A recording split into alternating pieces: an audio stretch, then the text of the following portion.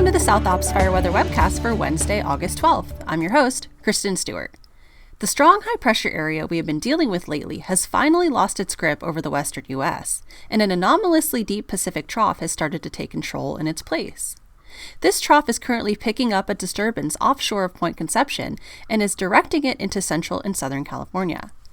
The marine layer has deepened quite a bit this morning, though you can't really see the clouds very well on the visible satellite imagery because they are being blanketed by a large swath of mid and high-level clouds from that disturbance offshore.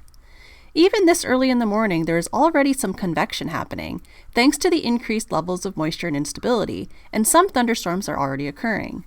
As we go through the day, expect most areas to remain partly to mostly cloudy as we should see convective activity pick up, particularly across the higher terrain. After weeks and weeks of strong high pressure leading to persistent extreme heat and dryness, we are finally in for a brief pattern change that will bring our region much needed relief. Like I alluded to earlier, an anomalously deep Pacific trough will begin to form over California today, then remain overhead through around Saturday. Even though the trough is expected to remain relatively weak in the grand scheme of things, it is still quite unusual for this time of year, and we will see some pretty big changes relative to what we've been used to recently. We will see some dramatic cooling and a widespread increase in humidity, alongside continued chances for shower and thunderstorm activity. Unfortunately, this pattern change will not stick around long, as high pressure looks to rebuild over the desert southwest and expand back into California Sunday into early next week, though model projections continue to show that the continued Pacific troughing will try to fight it. It looks like the troughing will ultimately win out and return over California mid to late next week, though it is too early to come to that assumption at this point. After a long hiatus, the monsoon has finally made its return to southeast California this week, and it has been quite active to say the least. We should continue seeing a similar amount of activity over the same areas for another couple days.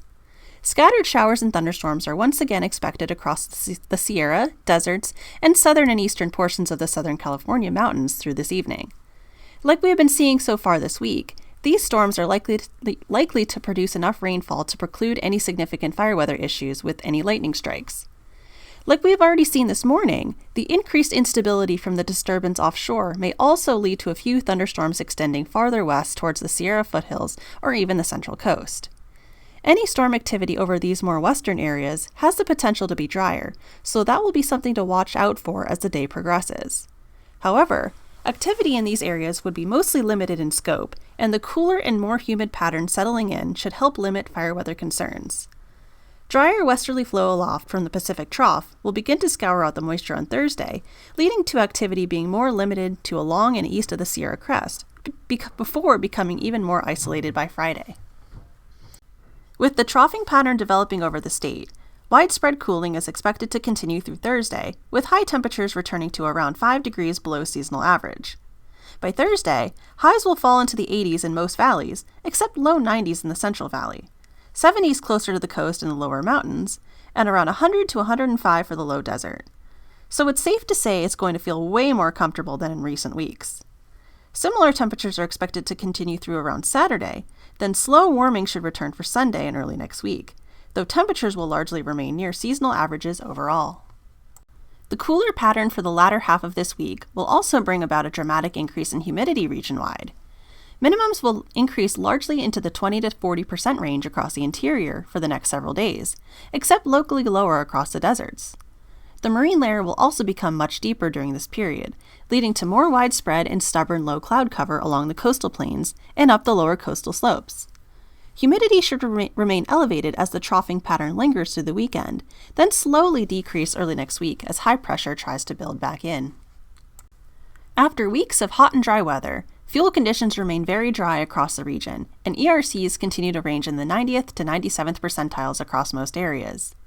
The pattern change back to much cooler and more humid conditions should bring significant improvements through the rest of the week. This should help the overall fire danger to become much lower as we move into the second half of August. With respect to fire potential, we will have to keep a close eye on things today as thunderstorm activity potentially expands into the lower elevations of Central California. We could see a greater number of new ignitions if more widespread storm coverage does spread into areas such as the Central Coast and Sierra foothills, as storms in these areas would be on the drier side. The good news is that any activity still looks isolated at best, so confidence in any widespread dry lightning is quite low, keeping the overall risk in check.